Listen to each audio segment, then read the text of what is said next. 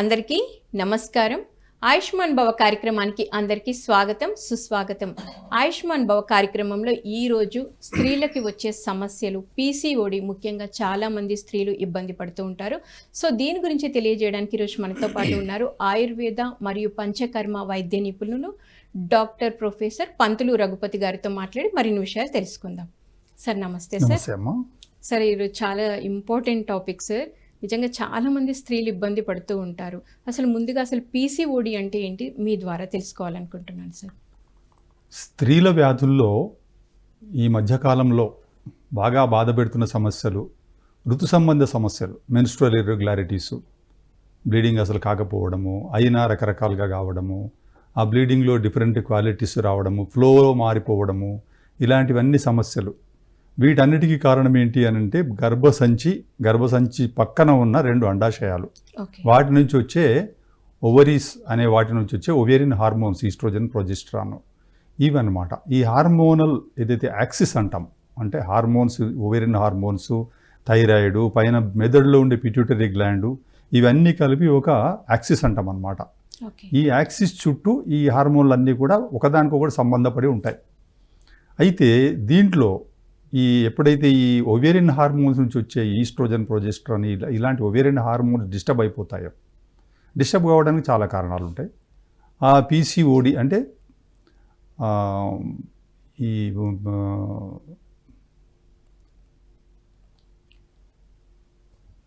పీసీఓడిలలో ముఖ్యంగా ఈ సంచులు రావడం, ఓవేరియన్లో నీటి బుడగలు అంటాం వాటిని.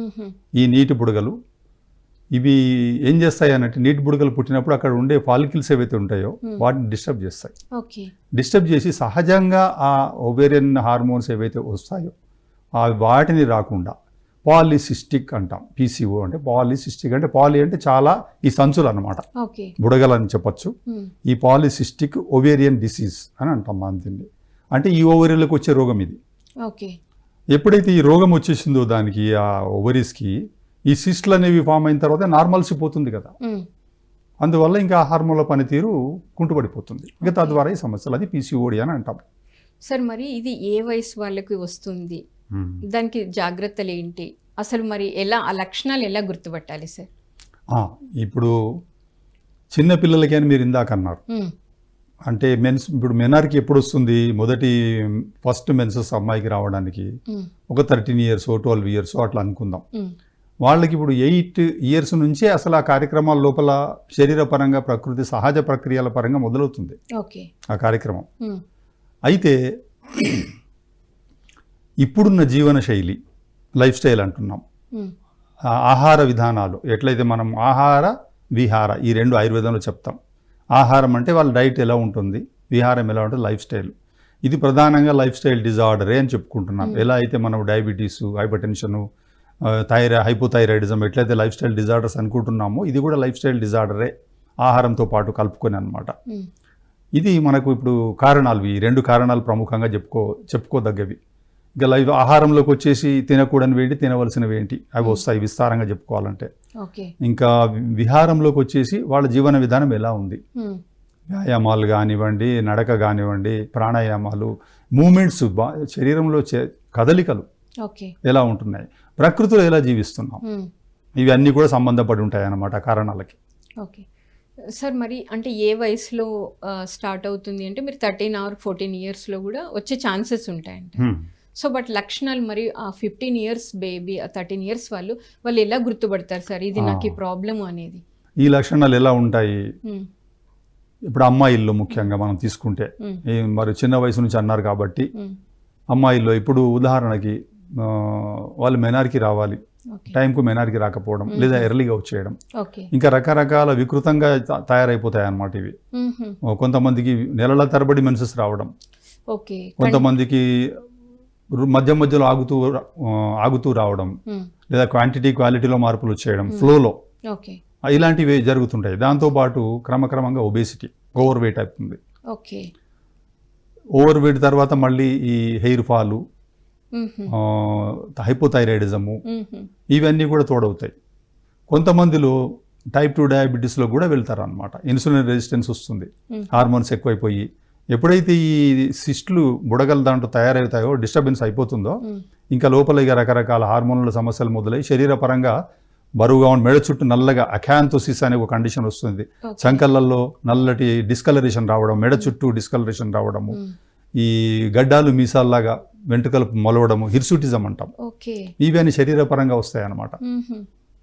సో ఇవన్నీ లక్షణాలు సార్. లక్షణాలు. సో మరి ఇది వంశపారంపర్యంగా కూడా వచ్చే ఛాన్స్ ఉందా సార్? వంశపారంపర్య అనేక కారణాలలో అది కూడా ఒక కారణము. జెనెటికల్ ప్రీడిస్పోజిషన్ అని కూడా చెప్పుకుంటాం అనమాట. ఈ జీన్స్ పరంగా కూడా రావచ్చు. ఇప్పుడు ఈ మధ్యకాలంలో ఆ టెండెన్సీ పెరుగుతుంది. సో మరి సార్ ఇప్పుడు పీసీఓడి బిఫోర్ మ్యారేజే వాళ్ళకి పీసీఓడి ఉంది అనే విషయం తెలుసు. సో అలాంటి వాళ్ళు మ్యారేజ్ చేసుకోవచ్చా? చేసుకోవడం వల్ల ఏమైనా ప్రాబ్లమ్స్ ఉంటాయా?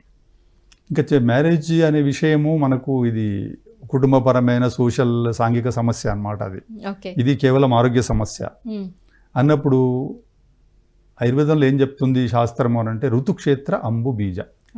ఋతు అంటే ఏ ఋతువులో ఎప్పుడు ప్రెగ్నెంట్ కావడానికి శరీరం సిద్ధంగా ఉంది అంటే అమ్మాయికి 13 సంవత్సరాల నుంచి ఒక 45 ఏళ్ళ వరకు శరీరం సిద్ధంగా ఉంది. అది ఋతువు అనమాట.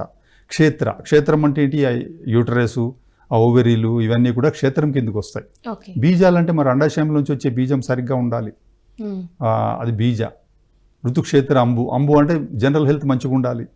ఇవన్నీ బాగుంటేనే ఇది క్షేత్రము అనబడుతుంది. ఈ క్షేత్రం అనేది మంచిగా ఉండాలి. మరి మనము ప్రెగ్నెన్సీకి వెళ్ళాలి అంటే ఇంకా దీంట్లో మనము డిఫెక్ట్స్ అన్ని పెట్టుకొని రోగాలు పెట్టుకొని ఉంటే ప్రెగ్నెన్సీ అయినా దానివల్ల సమస్యలు ఉత్పన్నమవుతాయి. చాలా సమస్యలు వస్తాయి ప్రెగ్నెంట్ అయితే దాంట్లో. అయితే వీటిని మనం మేనేజ్ చేసుకుంటూ కూడా మనం డెలివరీ చేయవచ్చు. బేబీ డెలివరీ అవుతుంది కానీ ఆ బేబీలో కూడా సమస్యలు రావచ్చు. బిగ్ బేబీస్ రావచ్చు. బేబీకి రాదు, బేబీ శరీరం ఫార్మేషన్ అంటున్నాను నేను.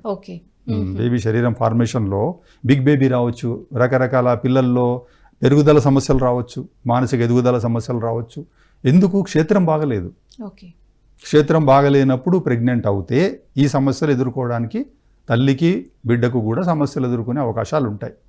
అట్లానే కనడం లేదని కాదు, ఇప్పుడు పీసీఓడి వచ్చిన వాళ్ళు కంటున్నారు పిల్లల్ని. ఓకే సార్, మరి ఇది ప్రెగ్నెంట్ టైంలో కొంచెం వాళ్ళకి జాగ్రత్తలు అంటే ఎలాంటి జాగ్రత్తలు తీసుకోవాలి సార్? మరి ఈ ప్రెగ్నెన్సీ అంటే పీసీఓడి ఉన్నప్పుడు ప్రెగ్నెన్సీ వస్తే ఇంకా అలాంటప్పుడు జాగ్రత్తలు తీసుకోవాలి. ఏమేమి సమస్యలు ఉత్పన్నమవుతున్నాయో ఆ సమయంలో ప్రెగ్నెన్సీ టైంలో pre eclamptic toxaemia, hypertension, gestational diabetes ఇలాంటివన్నిటిలోకి శరీరం వెళ్ళిపోతుంది అనమాట. అలాంటి వాటిని ఎప్పటికప్పుడు వైద్యులను సంప్రదిస్తూ, ఎండోక్రైనాలజిస్ట్ను సంప్రదిస్తూ, స్త్రీరోగ వైద్య నిపుణులను సంప్రదిస్తూ ఎప్పటికప్పుడు వాటి పట్ల ముందు జాగ్రత్త చర్యలు తీసుకుంటూ ఆ కాంప్లికేషన్లోకి వెళ్లకుండా డెలివరీ, సిజేరియన్ ఆపరేషన్లోకి ఇలాంటివి కూడా జరుగుతాయి అన్నమాట.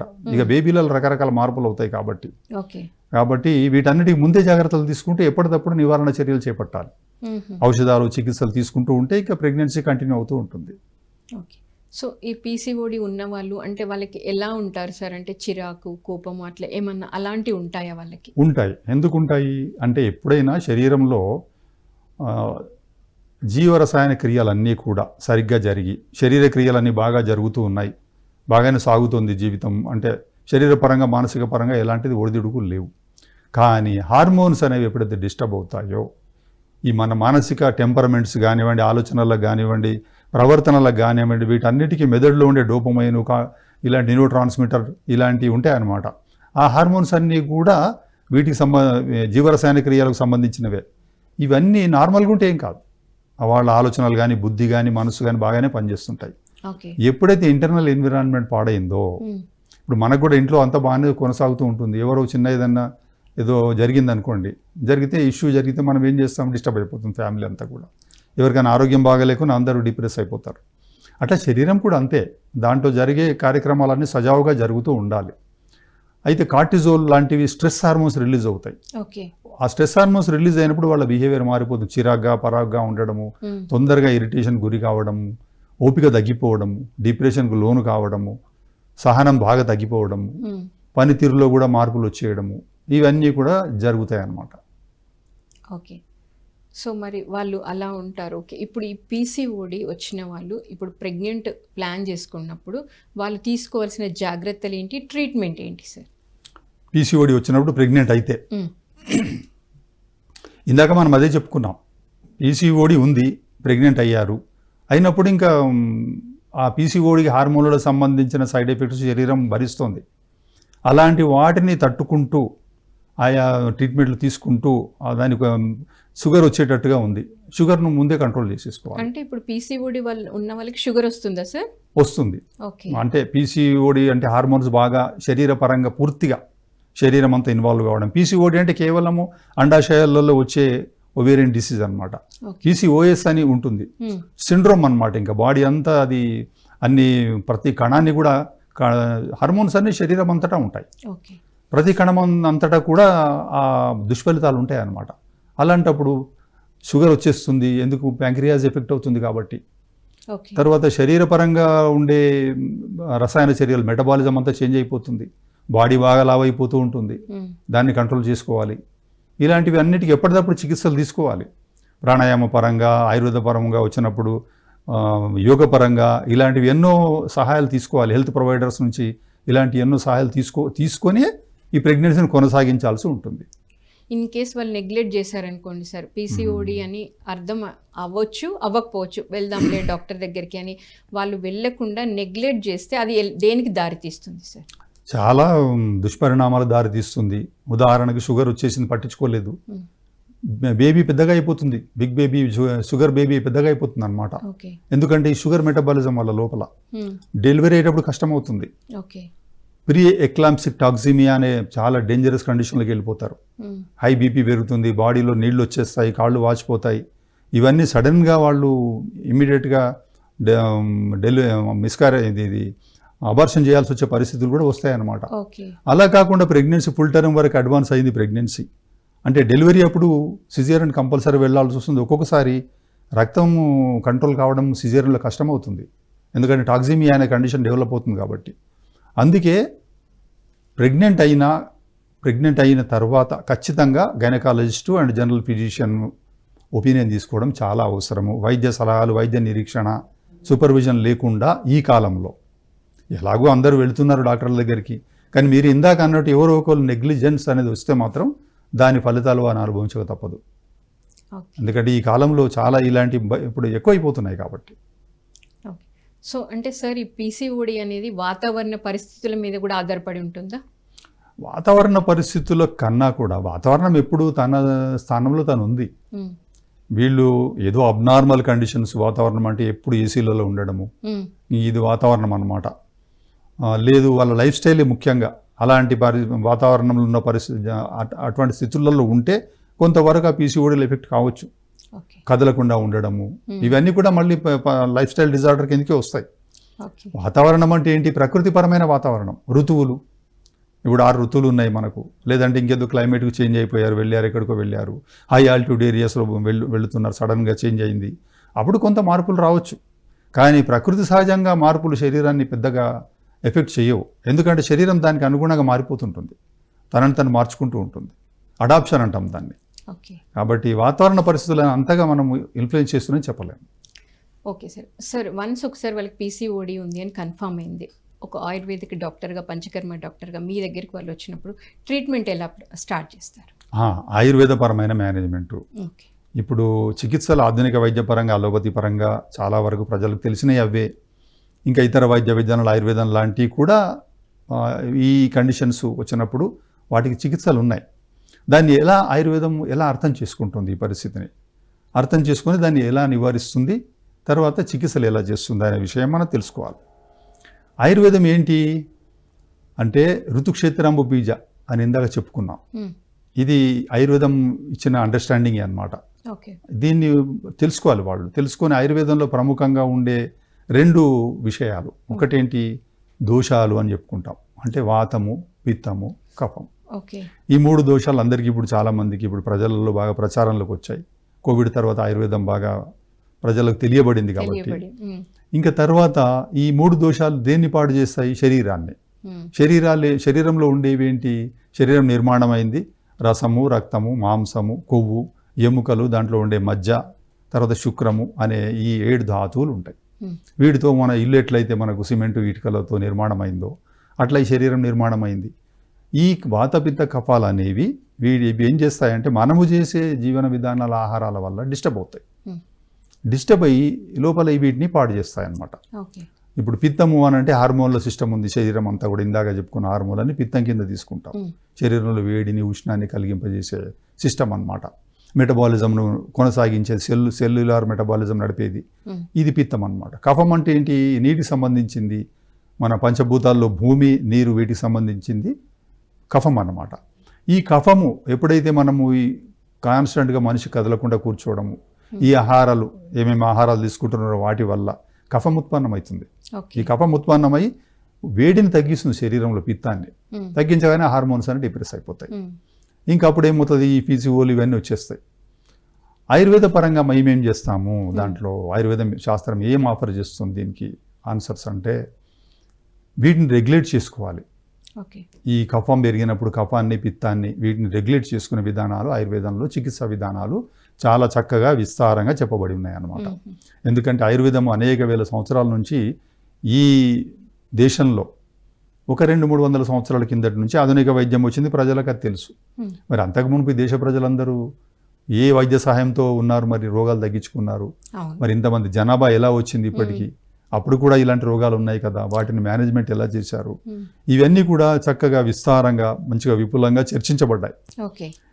ఏం చెప్తుంది బేసికల్గా అంటే, ఈ వాతపిత్త కఫాలను బ్యాలెన్స్ చేసుకోండి. ఎప్పుడైతే బ్యాలెన్స్ అయిపోయినాయో అక్కడ మీకు సప్తధాతువులు బ్యాలెన్స్ అయిపోతాయి. బ్యాలెన్స్ అయిపోతే ఇంకా ఈ రక్తము, ఈ ఏదైతే మెన్స్ట్రుయేషన్ ఉందో ఇవన్నీ రెగ్యులేట్ అయిపోతాయి.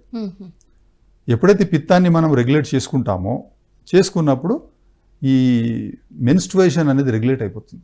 ఇర్రెగ్యులర్ మెన్సెస్, డిస్ఫంక్షనల్ వెటర్నల్ బ్లీడింగు, అసలే మెన్సెస్ రాకపోవడము, రకరకాలుగా రావడము, ఫ్లోలో క్వాలిటీలో మార్పులు రావడము, ఇవన్నీ కూడా ఒకేసారి మారిపోతాయి. హైపోథైరాయిడిజం కానివ్వండి, ప్యాంక్రియాజ్లో జరిగే ఇన్సులిన్ మార్పులు కానివ్వండి, ఒబేసిటీ కానివ్వండి, ఈ బ్లీడింగ్లో వచ్చే డిజార్డర్స్ అన్నీ ఒక్కసారి సెట్ అయిపోతాయి అన్నమాట. హార్మోనల్ యాక్సిస్ను సెట్ చేసే విధానము ఆయుర్వేదంలోనే ఉంది. అది పిత్తం ద్వారా వచ్చింది కాబట్టి పిత్తాన్ని రెగ్యులేట్ చేసుకోవడం. పిత్తం రెగ్యులేట్ కాగానే కఫం రెగ్యులేట్ అయిపోతుంది. బరువు తగ్గిపోతారు, ఆ మెడ చుట్టూ ఉండే నల్లడిదనం తగ్గుతుంది, మసలు తగ్గిపోతాయి, హిర్సుటిజం అనే ఆ వెంట్రుకలు అదృశ్యం అయిపోతాయి, సన్నబడిపోతారు, హైపోథైరాయిడిజం తగ్గిపోతుంది. అంటే ఒకేసారి టోకున ఇన్ని రోగాలు తగ్గిపోతాయి అన్నమాట. దానికి విధానాలు ఉన్నాయి మనకు. సో మీరు ట్రీట్మెంట్ స్టార్ట్ చేస్తారు? ఆ ట్రీట్మెంట్ స్టార్ట్ చేస్తాము. మీ దగ్గర అడ్మిట్ అవ్వాల్సి ఉంటుందా సార్, లేకపోతే వచ్చి మీరు మెడిసిన్ ఏమైనా సజెస్ట్ చేస్తారా, ఎలా ఉంటుంది? ఇప్పుడు మనం అప్రోచ్ తెలుసుకోవాలి. ఆయుర్వేద పరమైన అప్రోచ్ ఎలా ఉంటుంది, ఈ కండిషన్ వచ్చినప్పుడు ఆయుర్వేదం ఎలా అప్రోచ్ అవుతుంది అంటే 2 విధానాలుగా మనం స్థూలంగా తెలుసుకుందాం. ఒకటి ఏంటి అని అంటే, ఈ దోషాలు బ్యాలెన్స్ అన్నాము, వాటిని బ్యాలెన్స్ చేయడానికి ఏముంది ఆయుర్వేదంలో అంటే 2 విధానాలు. ఒకటేమో శోధన కర్మలు, అంటే పంచకర్మలు అంటాం. పంచకర్మలు ఈ మధ్యకాలంలో చాలా ప్రాచుర్యంలోకి వచ్చాయి, ఈ పంచకర్మలు. రెండవది శమన చికిత్స, అంటే ఔషధాల ద్వారా కేవలం నాకు ఇవన్నీ చేసుకోలేనండి, లేదా వాళ్ళకి అన్ఫిట్గా ఉన్నారు పంచకర్మలకి, అలాంటప్పుడు కేవలం ఔషధాల ద్వారా చేయడం. అయితే మనము పీసీఓడీలలో ఆయుర్వేదపరమైన చికిత్స ఎలా ఉంటుంది, దాని అప్రోచ్ ఎలా ఉంటుంది అనేది తెలుసుకోబోతున్నాము. ప్రజలకు ముఖ్యంగా ఈ కాలంలో తెలుసుకోవాల్సినది ఒక మంచి అవగాహన, ఆయుర్వేదపరమైన ఏమునే చికిత్సా విధానాలు అనేవి, అవేర్నెస్ అనేది, అవగాహన రావాలి బాగా.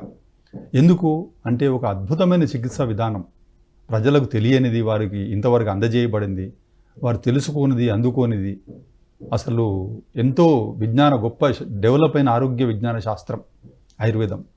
అది ఈ సమస్యలకి అద్భుతమైన ఒక మంచి చికిత్సా విధానాన్ని ఇస్తుంది అన్నమాట. అది ఎట్లా అంటే, ఇందాక చెప్పుకున్నట్టు శోధన, శమన 2 విధానాలు ఉన్నాయి. శోధన అనే పంచకర్మలు అనేవి ఎంత గొప్ప ఔషధ విధానం అంటే, అది చికిత్సా విధానం అంటే, సమూలంగా ఒకేసారి ఇందాక చెప్పుకున్న హార్మోనల్ యాక్సిస్ని అంతా కూడా సెట్ చేస్తుందన్నమాట.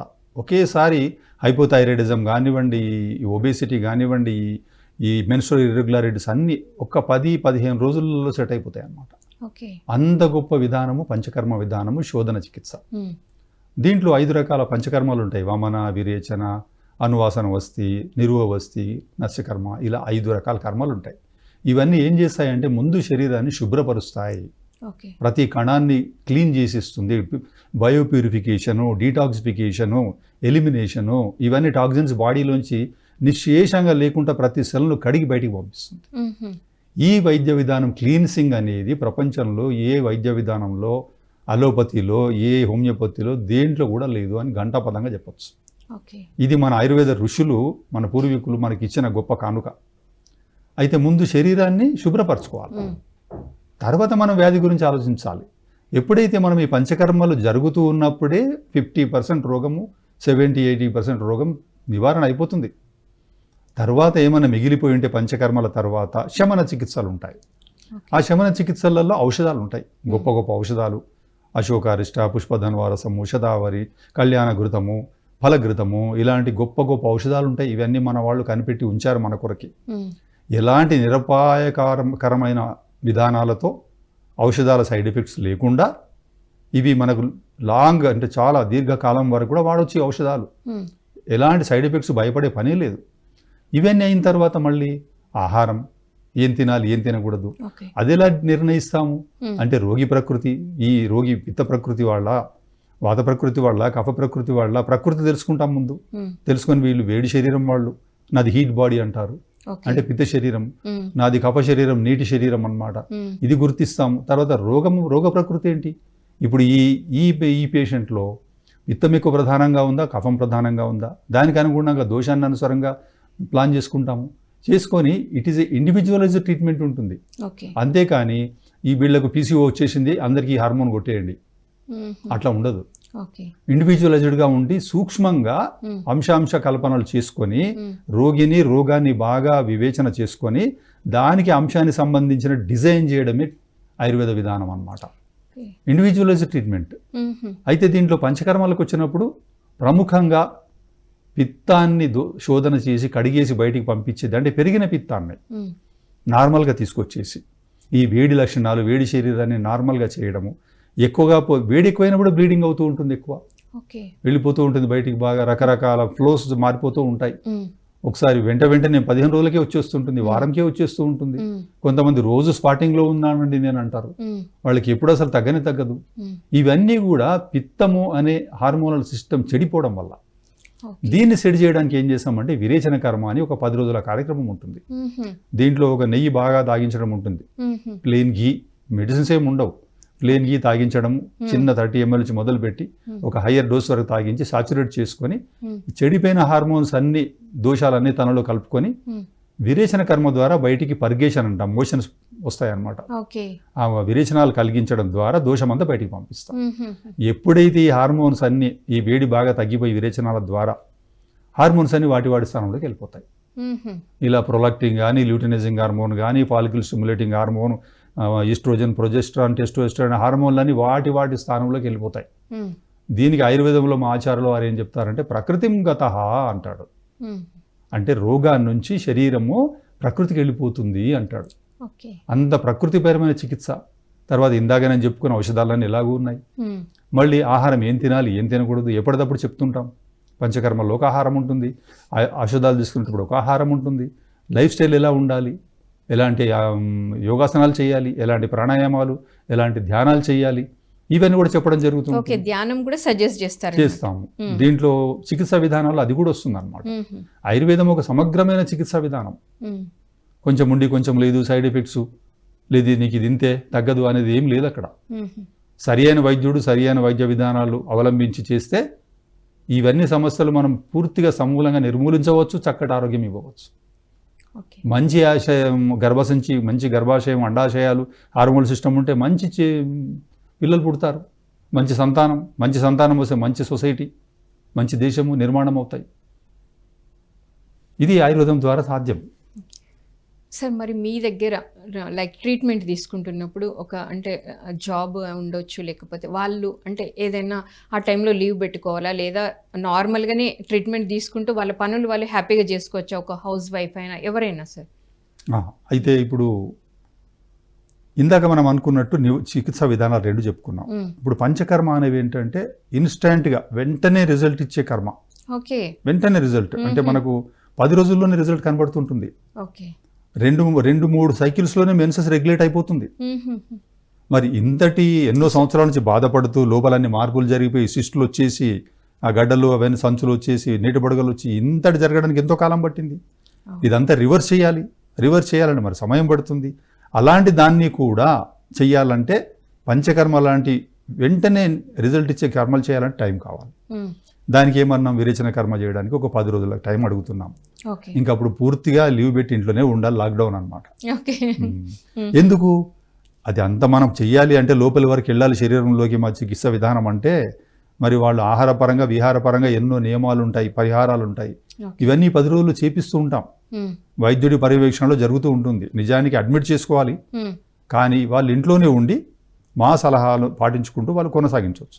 కానీ బయటికి తిరగడానికి పర్మిషన్ ఉండదు. అంటే 10 రోజులు లీవ్ పెట్టుకోవాలి.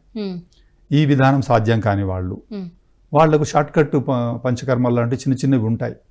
వాళ్ళకు అనుగుణంగా డిజైన్ చేస్తాం. వాళ్ళకి అనుగుణంగా అంటే మేము ఉద్యోగం చేయక తప్పదండి, మేము వెళ్ళాలి అనే వాళ్ళకు ఆ డిజైనింగ్ వేరు ఉంటుంది. దానికి ఔషధాలు ఉంటాయి, ఆహార విహారాలు చెప్తాము, లైఫ్ స్టైల్ చెప్తాము.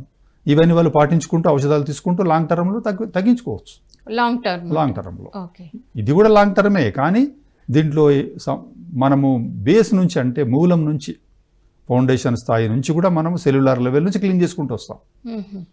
ఎందుకు అడ్వైజ్ చేస్తాం ఇది ప్రజలకంటే? వేరే వైద్య విధానాలు లేవు. మరి ఇక్కడ ఇంగ్లీష్ వైద్యంలోకి వెళ్తే వారు పెద్ద సిస్టమ్ ఉంది అక్కడ, అంటే దాన్ని కట్ చేయమని చెప్తారు. కానీ ఇప్పుడు చెట్టు కొమ్మను పూలను కాయలను కత్తిరించేస్తే మరి చెట్టు ఎట్లా మూలంతో తీసేయాలి కదా. దాని మూల కారణమైన హార్మోనల్ యాక్సెస్ను సెట్ చేయాలి కదా. అది మరి అక్కడ హార్మోన్స్ వాళ్ళు ఇచ్చే సప్లిమెంట్స్ అవి ఏమో ఉంటాయి. మా దాంట్లో ఆయుర్వేదంలో అలా కాదు. పూర్తిగా ముందు దోషాలను సెటిల్ చేసేసుకొని పూర్తిగా కింది స్థాయి నుంచి సెల్ స్థాయి నుంచి కరెక్ట్ చేయాలంటే పంచకర్మల కొరకు వాళ్ళు సమయం కేటాయించాలి. సార్, ఇప్పుడు మీరు ట్రీట్మెంట్ ఇచ్చారు, లైక్ ఒక పీసీఓడి పేషెంట్ మీ దగ్గరికి వచ్చారు, ట్రీట్మెంట్ ఆయుర్వేద అవనియొచ్చు, పంచకర్మ ట్రీట్మెంట్ అంతా 6 months సంథింగ్ అయిపోయింది సార్. వాళ్ళకి ఆ ప్రాబ్లం సాల్వ్ అయింది అనేది ఎలా మీరు చెప్తారు? ప్రాబ్లం సాల్వ్ అయింది అనడానికి మనము ఒకవేళ పంచకర్మకు వచ్చినట్టయితే వాళ్ళకు 5వ రోజు కల్లా బరువు తగ్గిపోతారు. ఓకే. మెడ చుట్టూ ఉండే ఆ కలర్లు అవన్నీ కూడా ఫేడ్ అయిపోతాయి. చర్మంలో కాంతి బాగా వస్తుంది. వాళ్ళు స్పిరిచువల్ అంటే personality wise cells of wellbeing develop అవుతుంది. హెయిర్ ఫాల్ ఉంటే ఆగిపోతుంది. చాలా చక్కటి ఫీలింగ్ ఉంటుంది అనమాట. నాకు లైట్గా ఉంది బాడీ, ఆ లైట్నెస్ బాడీలో వచ్చేస్తుంది. ఇవి ఇన్స్టాంట్గా క్లినికల్గా కనబడతాయి, ఫిజికల్గా మనకు సిమ్టమ్స్ వచ్చేస్తాయి. గురక పెట్టడం ఆగిపోతుంది. గురక కూడా వస్తుంది వాళ్ళకి, ఎందుకంటే బరువు పెరుగుతారు కదా. ఇవన్నీ సెటిల్ అయిపోతాయి. పొట్ట చుట్టూ కొవ్వు కరిగిపోతుంది, పొట్ట లోపలికి వెళ్ళిపోతుంది.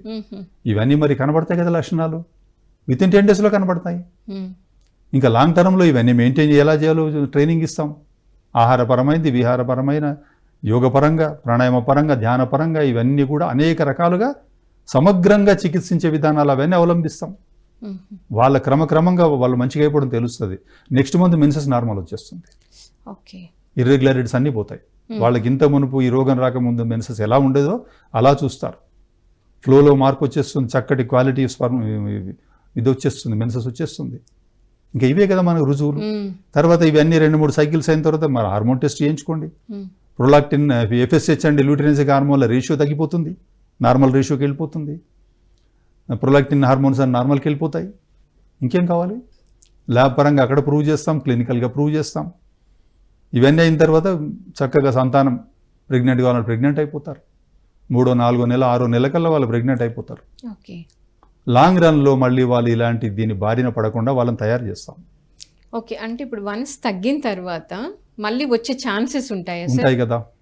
ఎందుకు ఉంటాయి అంటే అన్నీ చెప్తాం జాగ్రత్తలు, చెప్పినాక కూడా పొరపాట్లు చేస్తారు. మళ్ళీ జంక్ ఫుడ్, ఫాస్ట్ ఫుడ్, మళ్ళీ అస్సలు తినకుండా ఉండాలంటే కొంచెం కష్టమే కదా సార్. అంటే ఫాస్ట్ ఫుడ్ అనేది మన ఆహారం కాదు. మనం ఇప్పుడు ఈ ఆహారాల ద్వారానే 50% సమస్య కొని తెచ్చుకుంటున్నాం. కూర్చొని ఉండడమే పెద్ద సమస్య ఈరోజు. మరి జాబ్ చేస్తే కంపల్సరీ కూర్చొని ఉండాల్సి వస్తుంది. అందుకే అట్లా సెడెంటరీ లైఫ్. దాంతో ఇప్పుడు బుడగలు ఎందుకు వస్తున్నాయి? అసలు నిజానికి మనము ఆ బుడగలు ఎందుకు వస్తున్నాయి, ఆ రోగం ఎందుకు వస్తుందని చర్చించడానికి మనకు ఒక ఎపిసోడ్ అయిపోతుంది. అంత విస్తారంగా ఉంది వివరణ దానికి. వాళ్ళు కూర్చున్నప్పుడు ఒక బాటిల్ని కదా కదలకుండా ఉంచినప్పుడు కింద మడ్డి చేరినట్టుగా ఆ దోషాలన్నీ సెటిల్ అవుతున్నాయి కింద పెల్విస్ ఏరియా, యూట్రస్ ఉండే ఏరియాలో.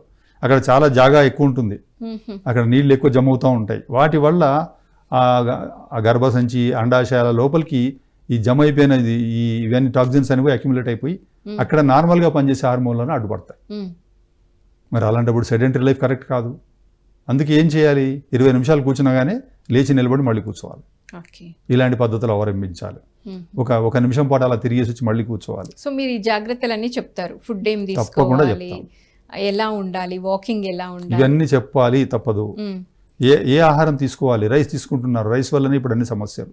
ఓకే. ఈ రైస్ మీద మనం మాట్లాడాలంటే పెద్ద ఇంకో ఎపిసోడ్. సార్ మరి అప్పుడు రైస్ తీసుకోకుండా వాళ్ళు ఏం తినాలి? అప్పుడు మిల్లెట్స్ తీసుకోవాలి, గోధుమ తీసుకోవాలి, సజ్జలు తీసుకోవాలి, రాగులు, సజ్జలు. అంటే హై గ్లైసిమిక్ ఇండెక్స్ ఉన్న ఫుడ్ పనికిరాదు. ఓకే. లో గ్లైసిమిక్ ఇండెక్స్లో హైయెస్ట్ ఫుడ్ ఇప్పుడు మిల్లెట్స్. ఉమ్, మిల్లెట్స్ ఎలా తీసుకోవాలి దాని వేరే వివరణ ఉంది. మళ్ళీ ఉమ్హు. వాళ్ళకి ఎలా సూట్ అవుతుంది అది వేరే విషయం. అది ఓకే. ఇక్కడ దీనికి వచ్చినప్పుడు హార్మోన్ సెటిల్ కావడానికి, శరీరంలో ఉండే మైలలు జమ కాకుండా ఉన్న మైలలు తీసేసాం పంచకర్మల్లో. మరి రాకుండా ఎలా చేయాలి? ఆహారపరమైన జాగ్రత్తలు చెప్తాం. పీసీఓడీలు బాగా పెరిగాయి ఈ కాలంలో, ఎందుకు అని మనం ఆలోచించాలి. ఉమ్, అంటే ఏమైపోయింది? ఆహారపరంగా ఏం తింటున్నాము, ఎలాంటి మనకు హై గ్లైసిమిక్ ఇండెక్స్ ఉన్న రైసు, ఉమ్, ఇంకా రకరకాల హై క్యాలరీ ఫుడ్, ఆ క్యాలరీస్ అనేది జమ అయిపోయి మనము లావెక్కిపోయారంత అలాంటి ఫుడ్ అందరికి తెలిసినవే. జంక్ ఫుడ్, ఫాస్ట్ ఫుడ్ ఇవన్నీ ఉన్నాయి. ఇంకా ఇవన్నీ మనము పాలు, పెరుగు, మజ్జిగలు ఇవన్నీ కూడా ఈ కాలానికి వద్దు అనే చెప్పే పరిస్థితికి వచ్చిందనమాట. అలాంటి ఆహారాలు తీసుకోవడం, ఇంకా విహారాలకు వచ్చేసి కూర్చొని ఉండడము, సెడెంటరీ లైఫ్, పడుకోని పట్టపగల టైం దొరికింది దినమంతా పడుకోవడము, ఏసీలలో ఉండడము, ఇదొకటి. వాతావరణ పరంగా అన్నారు. వాతావరణ పరంగా ఇందాక ఒక ప్రశ్న వచ్చింది. ఉమ్, వాతావరణ పరంగా అంటే మనిషి శరీరం మీద ఎండ, గాలి పడాలి. బయటి గాలి, బయటి ఎండ ఒక 70 to 80% వరకు పడితే పూర్వీకులకు అలాగే ఉండేవారు, వాళ్ళకి రోగాలు లేవు. ఈ పీసీఓలు అసలు ఎప్పుడూ లేవు అన్నమాట అప్పుడు. అయితే ఇప్పుడు ఈ ఆహారాల్లో మనము క్యాలరీస్ పెంచి ఎలాంటి ఖర్చు పెట్టకుండా ఉండేటి ఆహారాలు ఏం చెప్తాడు మహర్షి చరకుడు అంటే, పెరుగును మినపప్పును అభ్యాసం చేయకండి అంటాడు. ఓకే. అభ్యాసం అంటే ఏంటి? హ్యాబిచువల్గా తినడము, హ్యాబిట్ ఫార్మేషన్. అదే అందుకే మనం రోజు ఇడ్లీలు, దోశలు అన్నీ తినేస్తుంటాం అన్నమాట. అదే హ్యాబిట్ అయిపోయింది, అదే మెయిన్ ఫుడ్ అయిపోయింది. దాంట్లో ఉండే మినపప్పే చాలా డేంజర్. తర్వాత ఈ పెరుగు, ఇది కూడా వాడొద్దని, అభ్యాసం చేయకండి, వాడొద్దని చెప్పరు, అభ్యాసం చేయకండి, ఎక్కువ తీసుకోకండి. ఇలా మనం ఆహారాలు ఎన్నో మనకు బరువుని పెంచేవి, శరీర జీవరసాయన క్రియలను ఆపి ఆహారాలు తీసుకుంటున్నాం. తర్వాత విహారానికి వచ్చినప్పుడు అంటే మనము శరీరము ఒక బేసిక్ అండర్స్టాండ్ చేసుకోవాలి. ఏంటి ప్రిన్సిపల్ ఏంటంటే, ఆహారంలో మనకు అనుకూలమైన ఆహారం తీసుకోవడము, బరువు పెంచకుండా అనేది ఒక అవగాహన. విహారంలో శరీరంలో కదలిక ఉంటేనే శరీరం, లేకపోతే రోగమే. అంటే ఖచ్చితంగా యోగా, వ్యాయామం ఏదో ఒకటి దినచర్యలో భాగంగా పెట్టుకోవాలి. కదలిక, ముందు కదలికని అర్థం చేసుకుందాం. ఉమ్, మనిషి కదులుతూ ఉంటే ఆరోగ్యం. ఓకే. అంటే ఒక జలపాతం పడుతున్నప్పుడు నీళ్లు క్రిస్టల్ క్లియర్గా, తేటగా, లైట్గా, రుచిగా, ఎనర్జీగా ఉంటాయి. అవును. ఆగిపోయిన నీళ్లు ఒక చెరువులోనో ఎక్కడనో ఒక మడుగులో ఉన్న నీళ్లు బరువుగా, నాచుగా, నీచుగా, వాసన వస్తూ పురుగులతో ఉంటాయి. అవును. అదేవిధంగా కూర్చోవడం అనేది రోగము, పడుకోవడం అనేది మరణం. ఓ. డే టైంలో, ఉమ్, రాత్రి కాలం. అయితే చాలా ప్రొలాంగ్డ్ పీరియడ్స్ కూర్చోవడము రోగం. పడుకున్నాడు, శరీరం బెడ్ మీద చక్కగా నిద్రపట్టాడు దినమంతా కూడా, దివాస్వప్నం అంటుంది ఆయుర్వేదం. అప్పుడు అది రోగం అన్నమాట, మరణం అన్నమాట. ఇంకా ఎందుకంటే క్రమక్రమంగా రోగాలను పెరిగిపోతాయి. ఉమ్, అది కదలిక.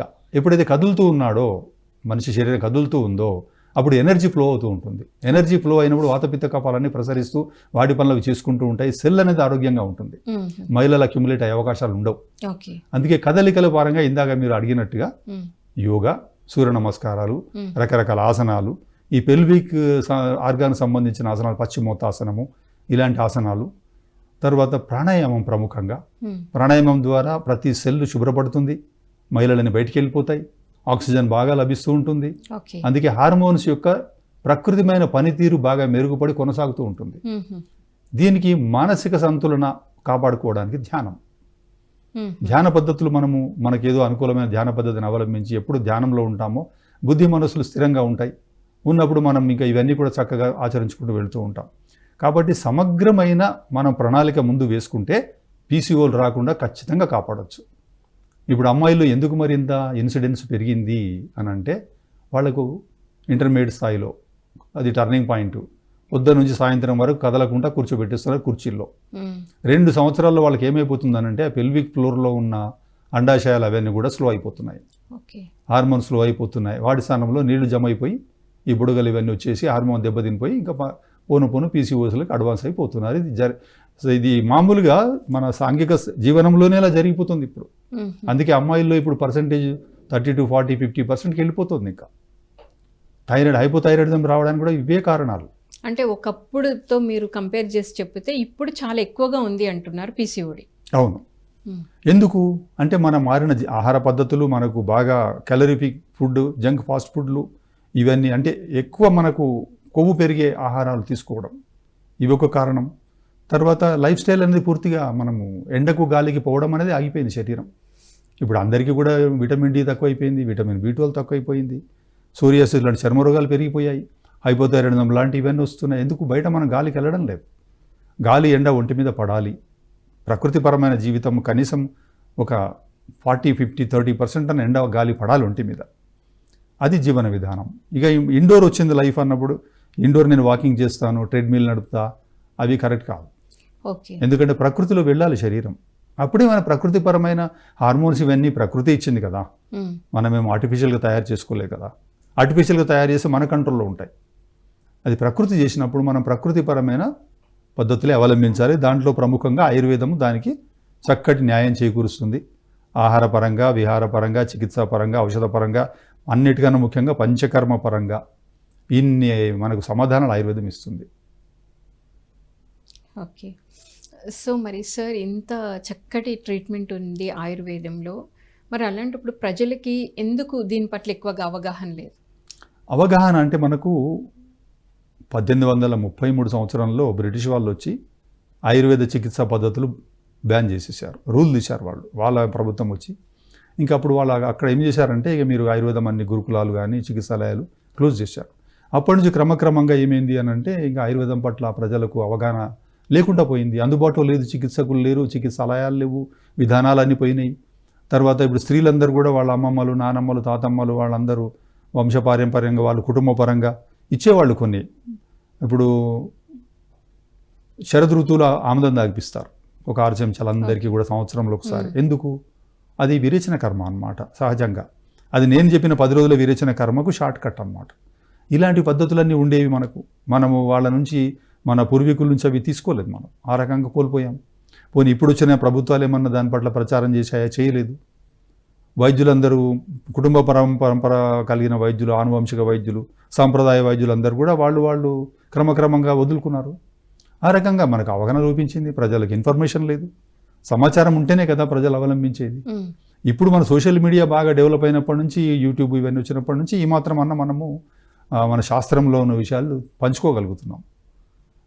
ప్రభుత్వాలు కూడా ముందుకొచ్చి ఈ వైద్యులను, వైద్య విధానాలను ప్రోత్సహించి అనేక చికిత్సాలయాలు ఏర్పరచడం ద్వారా, అలోపతి వైద్యాలయాల్లో వాటితో పాటు సమానంగా ఈ వైద్యులకు కూడా అక్కడ చికిత్సాలయాలు అందుబాటులో ఉంచడం ద్వారా, చికిత్సల ఔషధాలు ఉంచడం ద్వారా ప్రజలకు తెలుస్తుంది, ఓహో ఇది కూడా ఉంది. అందుకే రోగం రాకుండా ఉండే నివారణ, ప్రివెన్షన్ అనేది కూడా ఆయుర్వేదంలో ఉంది. మన ఋతుపరంగా, ఆహారపరంగా, దినచర్య పరంగా, రాత్రిచర్య పరంగా, ఇన్ని చర్యల పరంగా రోగాలు రాకుండా కాపాడే విధానాలు, సమగ్రమైన సమాచారం ఆయుర్వేదంలో ఉంది. ప్రజలకు మరి ఎవరు చేరవేయాలి? ప్రభుత్వము, మళ్ళీ ఈ మీడియా సంస్థలు ఇవే ఎక్కువ ఆ బాధ్యత తీసుకొని ప్రజలకు తీసుకెళ్ళాలి. ఓకే.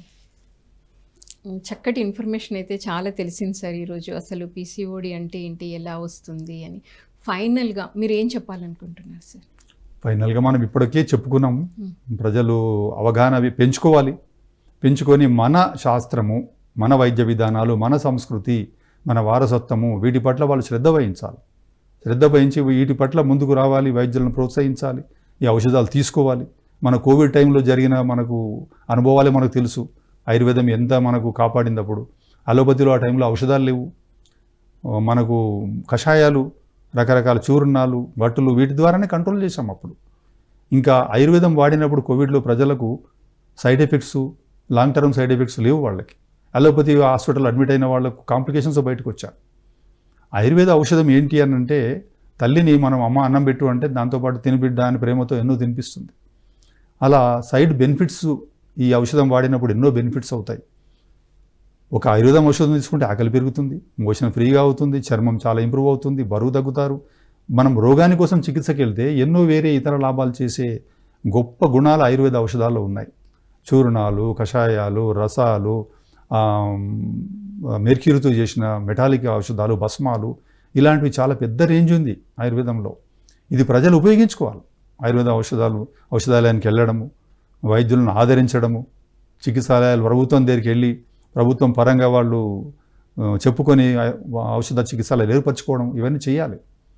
ఇది ప్రజల నుంచే రావాలి.